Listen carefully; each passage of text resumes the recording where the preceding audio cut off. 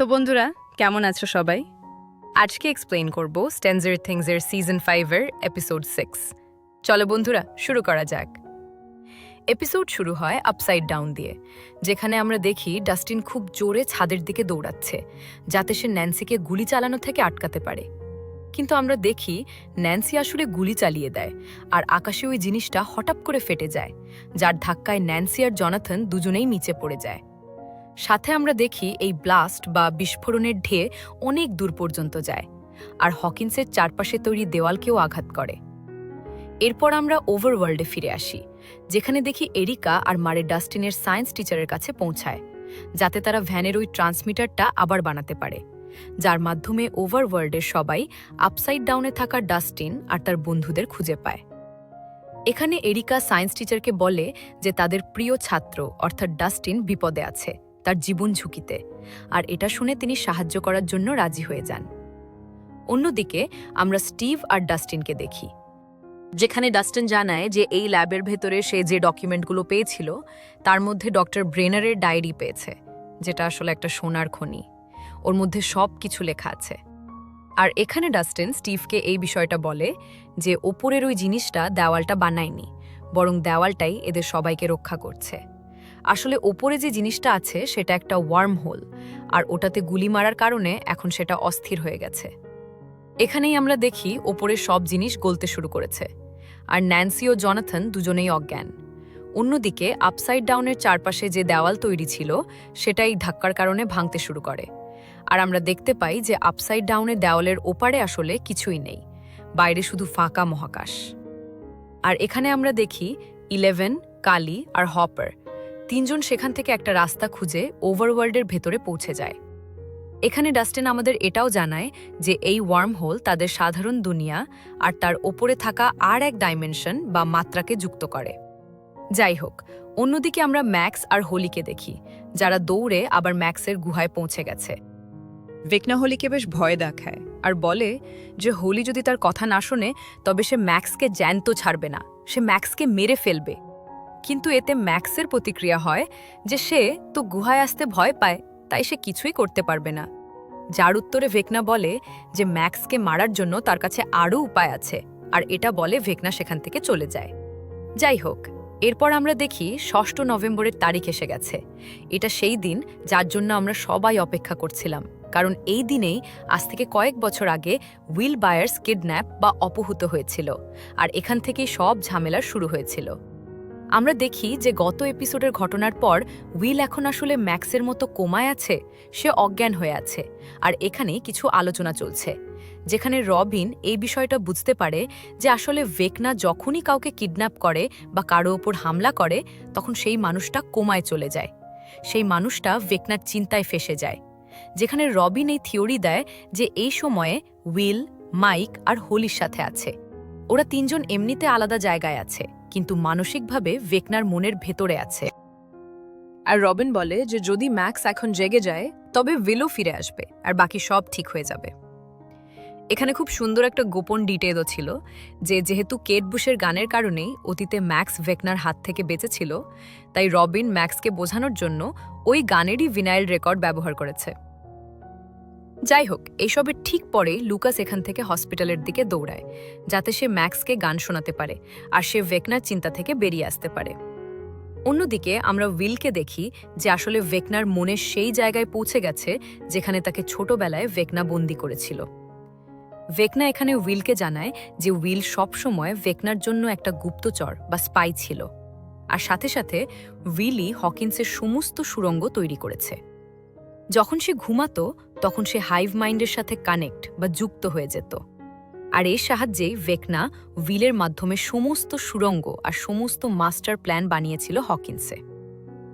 আমরা দেখি যে উইল এখানে লড়াই করার অনেক চেষ্টা করে, কিন্তু শেষে সে ভেকনার কাছে হেরে যায় আর সে আবার অজ্ঞান হয়ে যায়।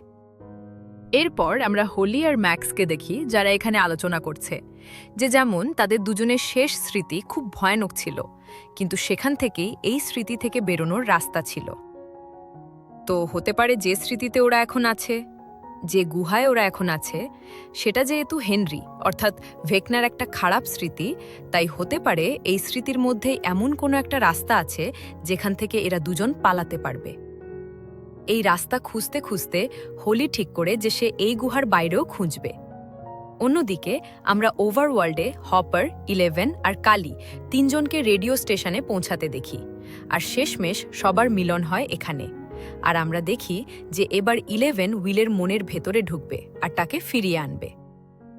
অন্যদিকে আমরা আপসাইড ডাউনে স্টিভ আর ডাস্টিনকে দেখি, যারা ওই ওয়ার্মহোলকে খুব অস্থির অবস্থায় খুঁজে পায়, আর ওরা এখন ন্যান্সি আর জনাথনকে খুঁজতে বেরিয়ে পড়ে।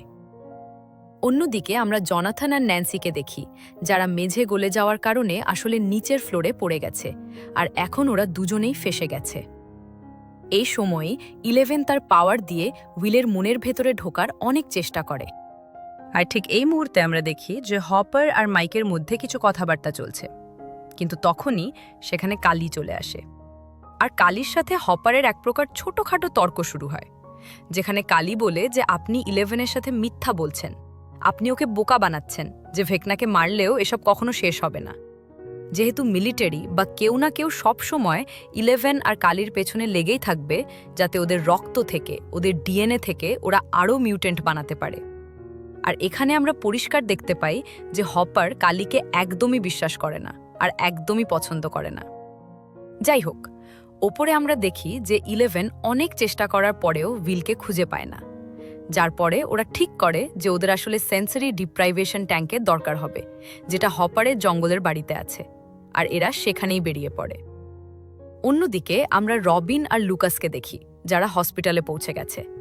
লুকাস ম্যাক্সের রুমে যায়, কিন্তু এই সময় এখানে রবিনের গার্লফ্রেন্ড, যে এই হাসপাতালেই চাকরি করে, সে তাকে ধরে ফেলে, যার পরে আমরা জানতে পারি যে পুরো হসপিটাল আর পুলিশ এখন রবিনকে সন্দেহ করে একজন ড্রাগ এডিক্ট বা নেশাখোর হিসেবে, যেহেতু আগের ভলিউমে সে হসপিটাল থেকে অনেকগুলো ঘুমের ওষুধ চুরি করেছিল। অন্যদিকে আমরা দেখি যে লুকাস এখন ম্যাক্সের জন্য গান চালিয়ে দেয়, যাতে ম্যাক্স আসল জীবনে ফিরে আসে। এই সময়ে হেনরির স্মৃতিতে ম্যাক্স আর হোলি বাইরে বেরোনোর একটা রাস্তা খুঁজছে, আর তখনই হঠাৎ হোলির কিছু একটা মনে পড়ে আর সে আবার গুহার দিকে যেতে থাকে। অন্যদিকে আমরা ডাস্টিন আর স্টিভকে দেখি, যারা ন্যান্সি আর জনাথনকে খুঁজতে খুঁজতে ওপরে ফ্লোরের দিকে যাচ্ছে। অন্যদিকে আমরা ন্যান্সি আর জনাথনকে দেখি, যারা খুব বেশি স্ট্রাগল বা লড়াই করছে, আর এখন তাদের পুরো ঘরে ওই গলতে থাকা পদার্থটা ভরে যাচ্ছে, যেটা যদি আরেকটু বেশিক্ষণ ভরে যায় তো এই দুজনের প্রাণ ওটার ভেতরেই দমবন্ধ হয়ে যাবে। আর নিজেদের প্রাণ বাঁচানোর জন্য আপাতত এরা একটা টেবিলের ওপর উঠে যায় আর সাহায্যের জন্য চিৎকার করতে থাকে। অন্যদিকে আমরা দেখি যে সেন্সরি ডিপ্রাইভেশন ট্যাঙ্ক রেডি হয়ে গেছে জঙ্গলের বাড়ি, আর এই ট্যাঙ্কে ঢোকার আগে মাইক 11-এর মুখোমুখি হয়, যেখানে সে কালির কথাটা এখানে আবার তোলে আর বলে যে ওর কথায় কান দেওয়ার দরকার নেই। এসব ঠিক হওয়ার পর যদিও মিলিটারি সবসময় 11-এর পেছনে থাকবে, কিন্তু ওরা দুজন এখান থেকে অনেক দূরে কোথাও চলে যাবে হকিন্স ছেড়ে, আর এমন কোনো জায়গায় যাবে যেখানে একটা ঝর্ণা তো অবশ্যই থাকবে, আর তারপর ওদের দুজনকেই কেউ বিরক্ত করবে না। এই কথাটা শুনে 11 একটু মোটিভেটেড বা উৎসাহিত অনুভব করে, আর যার ঠিক পরেই আমরা দেখি যে হেনরির বাড়ি থেকে যে বায়োস্কোপটা হোলি পেয়েছিল তার ছিপিতে আসলে একটা ডিজাইন বা নকশা করা আছে, যেটা হুবহু ম্যাক্সের গুহার প্রবেশপথের ডিজাইনের সাথে মেলে। আর হোলির বক্তব্য হলো যে যখনই ওরা এই ডিস্কটাকে ওই গুহার সাথে মেলাবে তখনই ওরা রাস্তা পেয়ে যাবে, আর এটাই হয়। এরা দুজনই মাটির নিচে একটা গুপ্ত রাস্তা খুঁজে পায়। আর এই সময়ে ওভারওয়ার্ল্ডের ভেতরে আমরা দেখি যে রবিন তার গার্লফ্রেন্ডকে সমস্ত সত্যি কথা বলে দেয় আপসাইড ডাউন আর ড্যামোগর্গনদের ব্যাপারে, যেখানে স্বাভাবিকভাবেই তার গার্লফ্রেন্ড এসব জিনিসে বিশ্বাস করে না। তার মনে হয় যে রবিন খুব খারাপ সঙ্গতে পড়েছে, ও ড্রাগস নিতে শুরু করেছে আর ও খুব উল্টোপাল্টা বকছে। আর এই সময় যেহেতু সে হসপিটাল থেকে জিনিস চুরি করেছিল আর তাকে একজন নেশাখোর মনে করা হচ্ছে, এই কারণে এখানে হসপিটালের লোকজন মিলিটারিকে ডেকে নেয়, আর মিলিটারির লোক রবিনকে ধরে ফেলে। অন্যদিকে আমরা দেখি যে স্টিভ ন্যান্সি আর জনাথনকে বাঁচানোর জন্য একটা বেশ ঝুঁকিপূর্ণ পদক্ষেপ নিতে যায়, একটা সিঁড়ি বেয়ে ওঠার জন্য, কিন্তু ডাস্টিন ওকে এখানে থামিয়ে দেয়। ডাস্টিন এখানে বেশ আবেগপ্রবণ হয়ে যায় আর বলে যে যদি টিম এমন কিছু করে যাতে তার জান চলে যায়, তবে ডাস্টিন এই আঘাত সহ্য করতে পারবে না, যেহেতু সে আর একটা মৃত্যু সহ্য করতে পারবে না। এখানে সে এডির মৃত্যুকে রেফারেন্স বা উল্লেখ করছে। আর এখানে আমরা ডাস্টিন আর স্টিভের মধ্যে বেশ ইমোশনাল মুহূর্ত দেখতে পাই। এইটি সময়ে আমরা ন্যান্সি আর জনাথনকে দেখি, যারা অবশেষে বুঝতে পারে যে এখন তাদের মৃত্যু এই ঘরে এই পদার্থের মধ্যে দমবন্ধ হয়েই হবে। আর এই কথায় ওরা দুজনে নিজেদের মন খুলে দেয়। ওরা একে অপরকে নিজেদের সব সত্যি বলতে থাকে। আর এখানেই শেষে জনাথন নিজের আংটিটাও বের করে দেয়। আর সে ন্যান্সিকে প্রপোজ করে নিজেকে বিয়ে না করার জন্য, যেহেতু ওরা দুজনেই এখন মারা যাবে। কিন্তু ভুল করে ন্যান্সির হাত থেকে সেই আংটিটা পড়ে যায়, আর ওরা বুঝতে পারে যে কোনো একটা কারণে নিচে ওই পদার্থটা হঠাৎ জমে গেছে, আর ওরা দুজনে জ্যান্ত বেঁচে যায়। অন্যদিকে আমরা দেখি 11 অবশেষে ওই সেন্সরি ডিপ্রাইভেশন ট্যাঙ্কের ভেতর প্রবেশ করে। সে উইলের কাছে পৌঁছায়। এই সময়ে বাইরে বেরোনোর রাস্তা খোঁজার জন্য হোলি আর ম্যাক্স ওই গর্তে নেমে যায়, যেখানে ওরা হেনরির একটা খুব ভয়ানক স্মৃতি দেখতে পায়, যার ভেতরে হেনরি একটা মানুষকে সাহায্য করছে, কিন্তু সেই লোকটা হেনরির হাতে গুলি মেরে দেয়, যার পরে হেনরি খুব নৃশংসভাবে ওই লোকটাকে পাথর দিয়ে মারতে থাকে। এই সময়ে ম্যাক্স এই গুহার ভেতরেই বাইরে বেরোনোর রাস্তা পেয়ে যায়। আর এই সময়ই আমরা দেখি যে যেই লোকটা হেনরিকে গুলি মেরেছিল তার হাতে একটা ব্রিফকেস ছিল, আর হেনরি ওই ব্রিফকেসটা খুলতে থাকে। কিন্তু তখনই ম্যাক্স হোলিকে ডেকে নেয়, আর এরা দুজন পাথর সরাতে থাকে রাস্তা খুলে সেখান থেকে বেরোনোর জন্য। এই সময় আমরা দেখি যে উইল আসলে দেখতে পায় যে উইলের সাহায্যে ভেকনা জেনে গেছে যে ম্যাক্সের আসল শরীর এই মুহূর্তে হসপিটালে আছে, আর সে সেখানে ডেমোডগসদের পাঠিয়ে দেয় ম্যাক্সকে মারার জন্য। আর এই বিষয়টা উইল 11কেও জানিয়ে দেয়। আর এরা দুজন ভেকনার মন থেকে বাইরে এসে সবাইকে এই বিষয়টা সম্পর্কে জানিয়ে দেয়। হসপিটালে মিলিটারির লোক রবিনকে ধরে নিয়ে যাচ্ছিল, কিন্তু তখনই সেখানে চলে আসে ডেমোডগস। রবিন হসপিটালের স্পিকারে লুকাসকে জানায় যে তাকে যত তাড়াতাড়ি সম্ভব ম্যাক্সকে নিয়ে সেখান থেকে পালাতে হবে। যেহেতু ডেমোডগস তাদের পেছনে আসছে, এই ঘোষণা মাইকের মাও শুনে নেয়। আর আমরা দেখি যে সে নিজের ড্রিপস খুলে এদের সাহায্য করতে বেরিয়ে পড়ে। এরপর আমরা দেখি যে রবিন, তার গার্লফ্রেন্ড, লুকাস আর ম্যাক্স চারজনেই ডেমোডগসদের থেকে বাঁচতে একটা ডরমিটরি রুমের ভেতর পৌঁছায়। কিন্তু ডেমোডগসরা এই রুমের ভেতরেও ঢুকে যায়, আর ওরা এদের শিকার করার চেষ্টা করতে থাকে। যেই মুহূর্তে সব ডেমোডগসরা এদের দেখে ফেলত, ঠিক সেই সময়ে হঠাৎ করে ডরমিটরির এক সাইডে যে ওয়াশিং মেশিন ছিল সেটা থেকে খুব জোরে আওয়াজ হতে শুরু করে। সব ডেমোডগস সেটার দিকে আকর্ষিত হয়ে যায়, আর আমরা দেখতে পাই যে ওগুলোর ভেতরে আসলে দাহ্য সিলিন্ডার রয়েছে, যেটা আর কেউ নয় বরং মাইকের মা রেখেছিল। আর এত বেশি নড়াচড়ার কারণে ওই দাহ্য ট্যাঙ্কগুলো ফেটে যায়, আর এখানে ডেমোডগসদের মৃত্যু হয়ে যায়। আর সেখান থেকেই পেছনের ধোঁয়া থেকে বেরিয়ে আসে মাইকের মা, যে সবাইকে বাঁচিয়ে নেয়। এই সময় আমরা দেখি যে ম্যাক্স আর হোলিও এখন প্রায় বাইরে বেরোতেই চলেছে, যেখানে ম্যাক্স হোলিকে বলে যে এখান থেকে সামনে ম্যাক্সকে একা যেতে হবে। যেহেতু এটা ম্যাক্সের শেষ পরীক্ষা, তাই এখান থেকে একা যেতে হবে, বেরোনোর রাস্তা।